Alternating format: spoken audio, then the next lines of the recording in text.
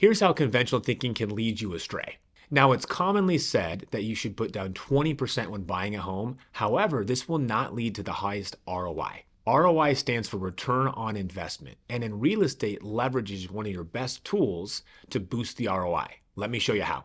Let's say you're buying a home for $800,000 and you estimate the value to increase by $50,000 over the next 2 years. Let's say you put down 20% or $160,000 upfront. Now, over 2 years, your ROI would be 31.3%.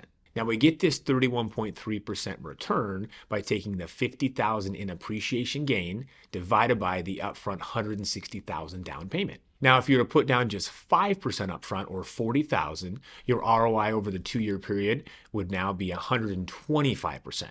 Again, we take the $50,000 worth of appreciation gain divided by the $40,000 cash you put up front to get a 125% gain on your money. See, in both cases, you can earn the $50,000 appreciation gain. However, in the 5% down option, you only had to put up $40,000 or much less capital, creating a much higher return on investment.